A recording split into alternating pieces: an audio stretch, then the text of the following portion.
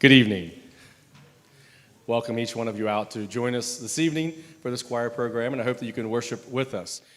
You were given a handout on the way through the door, hopefully, and inside we have a little bit something different this year than we do most years. We decided to take a journey through time following sacred music. This is not a greatest hits list. This is not a end-all compilation of songs. These songs that we are singing this year are chosen not so much for their theme, but more for their significance in the time period in which they were written or who they were written or composed by. So in this first half, the first song that we just sang is taken from the book of Psalms, and our next number will be as well. The early church, like the Jews for thousands of years before them, would have sung directly from the Psalms. Sadly, a lot of that music was not notated and it's been lost to time. So we have modern music to that. The next two songs come from a later period of time, known as the medieval period. The words to these hymns were written around 200 to 300 years after Christ was here on earth, and then the music was added to them later, and they were sung in Latin for well over 1,000 years. It wasn't until the 1800s that they were translated to English, and now we can sing them today. And then the final four songs of the first half show the difference in the way church music was headed versus the way, how do you want to say it, maybe God's people's music was headed. The first two songs number 6 and 7, were written by English court composers.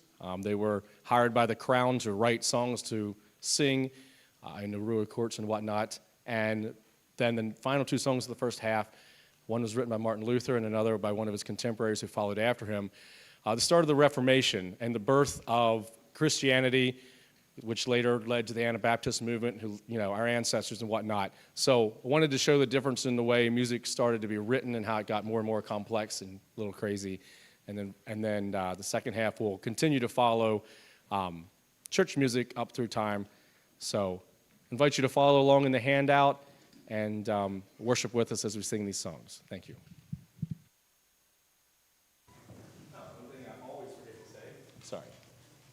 Sorry about that. We do have CDs from previous years in the back for donation on the table back there, so feel free to help yourself afterwards. Thank you.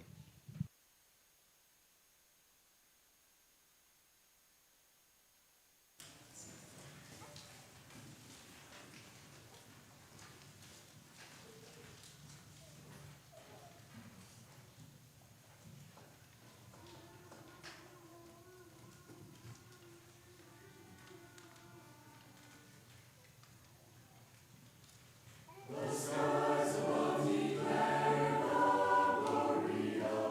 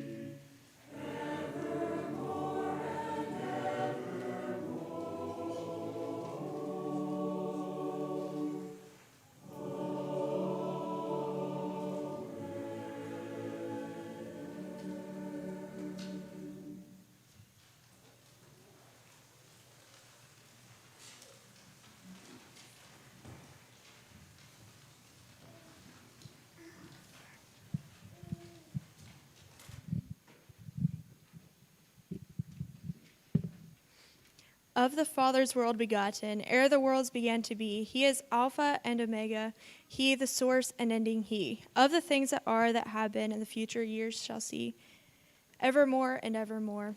God is Alpha and Omega. No matter what, he will always be there. He's beginning and end. He'll never not be there. We mess up over and over again, but God is always right there waiting to welcome us home. The next song talks about confessing sins and begging for mercy. Sometimes it feels like all we do is cry out in our mess ups and then do it all over again because we try to do it with our own strength. We can only truly overcome our weaknesses when we give it to God and use his strength. This is way easier said than done, but you just need to trust and pray that God truly has the best plan for each of our lives. Just like Micah 6:8 says, do justly, love mercy, and walk humbly with God.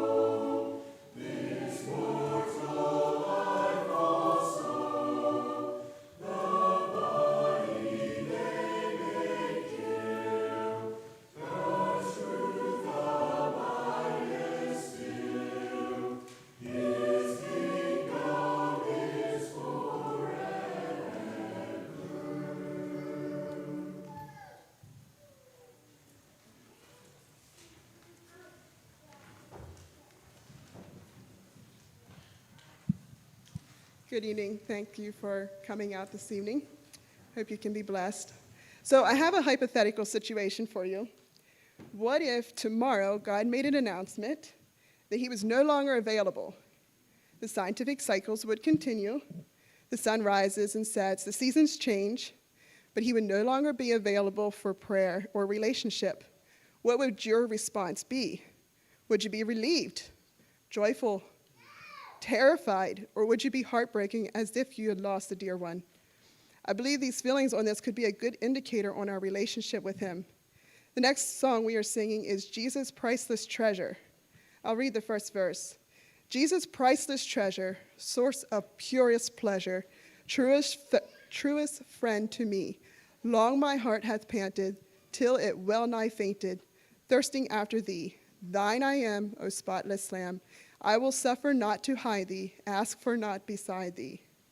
I've been through some dark and hard times, but Jesus has always been there, even in the moments I couldn't see him. He truly is a priceless treasure to me. Is he a treasure to you? If not, seek diligently for him while he may be found.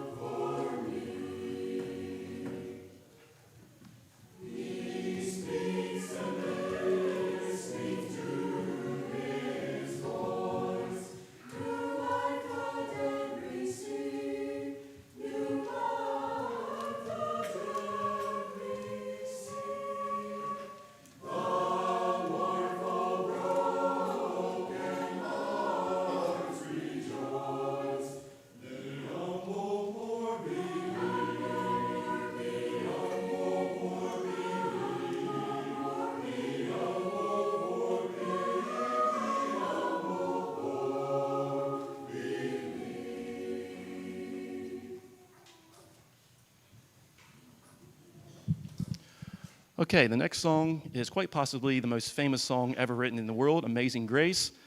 It is written and sang, I don't know how many times. I just wanted you to take a look at Amazing Grace. It's one of those songs where it's so familiar, you can just wheelbar your way through it and not think about the words. But if you think about the fact that our Creator God, in His infinite wisdom, made us human beings who are very broken, and a God who literally cannot stand sin in His presence, was willing to make provision to give us grace so that in our imperfect state, we can still come to Him and accept salvation and be holy like He is. That's the only way we can possibly be perfect as Jesus commanded us, is that through the grace of God, we can accept salvation and live in holiness with Him. So as we sing this song, think about the words. I know they're very familiar. You could probably all sing them by memory. Think about the words as we're singing and just let the message of grace sink into your heart. On the fifth verse, when we sing the fifth verse, it starts, when we've been there 10,000 years, you all are willing, able to help us sing that if you are willing.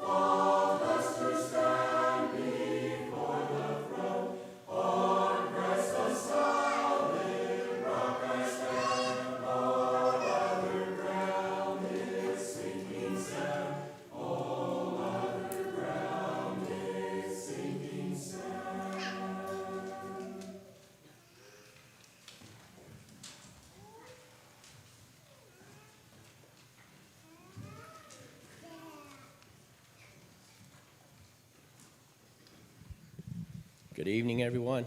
The next song is Every Time I Feel the Spirit. This is speaking of the Spirit of God, which each of us can have if we give our lives to Christ.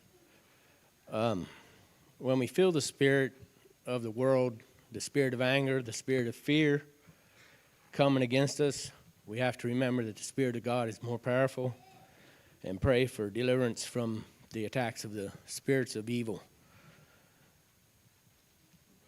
As the history of the song a little is that the slaves, the masters would beat them, try to kill their spirit for freedom, and it would just drive them to cry out to the Spirit of God and continue to believe that He had their best interest in mind with what was going on.